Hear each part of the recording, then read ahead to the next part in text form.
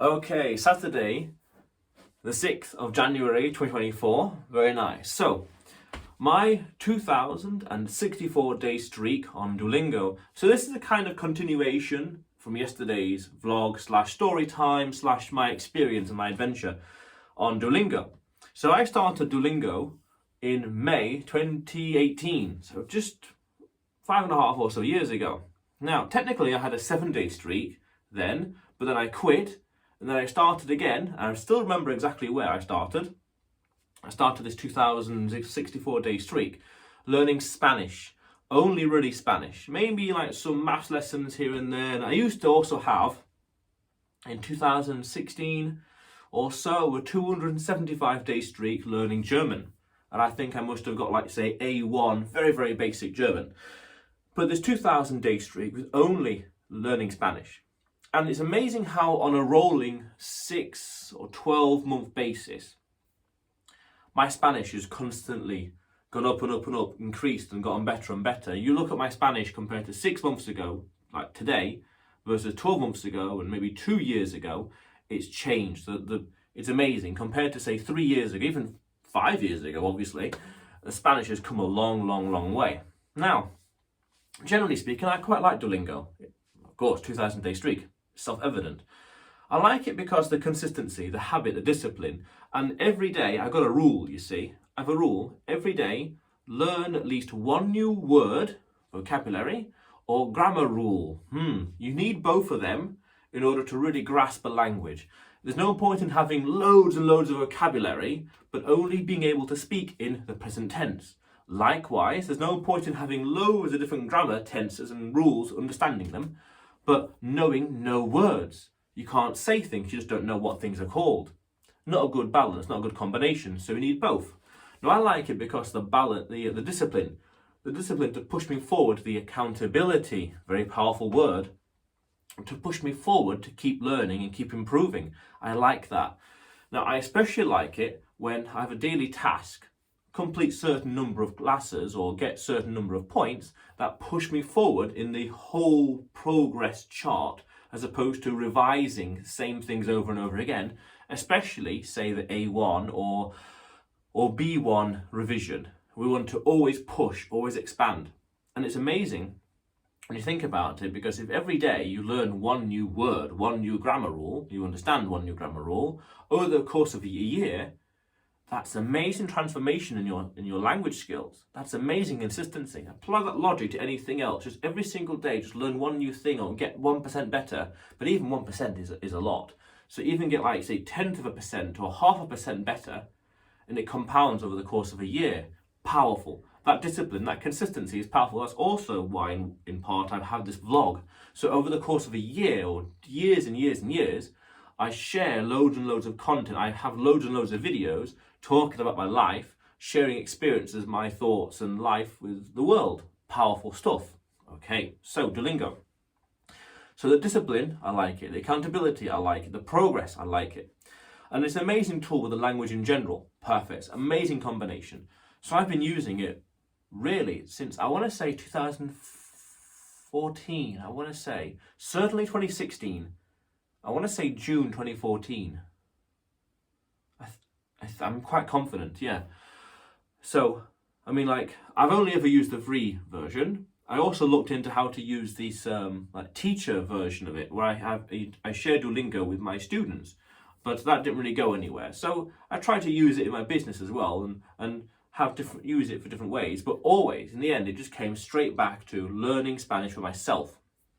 And as I said before in the past, I have no regrets learning another language, spending the time, energy, money, attention, effort, learning a second language. No regrets. And Duolingo, see, back then it was the main source of learning language, learning Spanish. But over time it became a supplement and one of many different ways of me learning and mastering and refining my Spanish. So it's interesting over time how it becomes less and less important, but just as it becomes less and less of a contribution to my language learning process, but just as important in terms of discipline and accountability.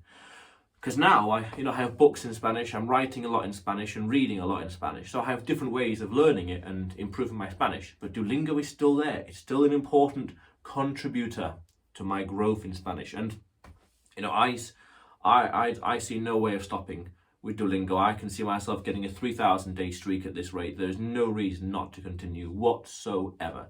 It's a good little habit, just like this vlog. Every single day, just keep going and creating and doing more and more. Powerful, powerful stuff. Again, I have no regrets. So how did I get into Duolingo exactly? So back in May, well, for Spanish anyway, for May 2018, I was going to go to Spain in maybe July or August. So I thought a few months of learning some Spanish would be quite useful. So I was learning. Okay, learning here and learning there. A few words in naranja, jugo de naranja, words like that, manzana, very basic stuff. The holiday came and went. While I was there, I still kept learning. And after the holiday, I just kept going and going and going and going with the Spanish. And I remember when I hit a 1,000 day streak, I entered Mexico for the first time. Yeah, the day just before I landed the day I landed in Mexico, I was on 999. Then the day after, 1,000. Yes, and then 2,000, I forgot where I was. So it would have been like November 2022. So yeah, I can't remember exactly, but that's not a problem. And I just kept going with the habit, and it's just kept going, and kept learning, and kept progressing. I had no regrets. Just keep going. Every single day got better and better, bit by bit. And over time, I started to realise that, hang on a minute, this language skill is very powerful for reasons that go beyond this video, but also lifestyle stuff, but also for business. So I thought, just keep going, because I can use this language skill I have, long story short, I can use this ability I have in my business elsewhere. So suddenly, Duolingo is very much important for me because it's helping me with my business, helping me with making money. Powerful, powerful stuff. So suddenly, there's a big need, and there still is, a big need for me to continue learning Spanish. And Duolingo is just one tool I have. I also used to have another tool, another app, a few years ago now at this point, I guess 3 or 4 years ago, called Memrise. A bit friendlier than Duolingo. But the user face is not as pretty, but like real videos. And I didn't like it in the end because the questions were ultimately all the same. They were very repetitive. So it's like nothing really new here. So I took the decision years ago now, I think 3 or 4 years ago now, I think so, just to stop doing that one, because it was just not, I wasn't really learning many new things. I had done all the courses. But you see, with Duolingo, they seem to be always adding more and more things. And on two occasions, I remember over the years, the whole system, the whole structure has changed. Because there's this whole series of lessons that you go through bit by bit at increasing difficulty. And once in 2020, I actually completed every single class. But then in 2020, in September, they actually changed the whole thing. So all my progress was gone. Well, it was recalculated, and it went from like all this to like there. But all this knowledge remained. That's powerful stuff. So no real problems there. So I used to use a new one, and Duolingo has changed. Duolingo has changed a lot over the years as well. It's really, really improved. It's an amazing little tool. It's a flashcard method, so it's memory based. So that's why, because it's memory based, it's good to use it with it's a supplement. Use it with other ways of learning, because it's good with vocabulary. It is not too good with grammar, explaining and really hammering down the points of the grammar here and there. There's other ways of learning the grammar. So, for example, I have this book on Spanish grammar, Complete Spanish it's called, and at least once I read through all the chapters on the Spanish grammar, and I was flicking through it once or twice in the past. I'm writing and reading a lot in Spanish. I have this whole chat on ChatGPT where I'm going through some real fundamentals and asking some real specific questions of Spanish grammar that I'm slowly studying. I also have loads of these books that I have, like fiction or non-fiction books, history books or story books that I was reading. So like recently I read Fahrenheit 451, the graphic novel in Spanish. I'm going to start very soon, like maybe today, on reading 1984, the graphic novel in Spanish. And a few weeks ago I read The Hobbit graphic novel in Spanish. I have a few other books as well to read, non-fiction and fiction, but the Spanish is a bit more difficult, and it's from Spain. So it's a bit different, the Spanish from Spain versus Spanish in Latin America. Not a problem, because it's all growth, it's all learning, okay? So I'm using other things alongside Duolingo. As I said earlier, the contributions still remain the same. Well, yeah, no, got less and less because I use other things, but the discipline, the seriousness of it maintained. So amazing tool. Highly recommend it. I've used it for years. I've used it for maybe like 9 or so years now, technically. You know, maybe 10 come June 2014. I really couldn't tell you. At least 2018, but at least 2016 when I had German. So, amazing tool. And it's one of those things where you need it for the long term. And a good supplementary tool, no regrets. I've never really paid for the service. Every now and then, maybe every few months, they give me a trial for the premium version.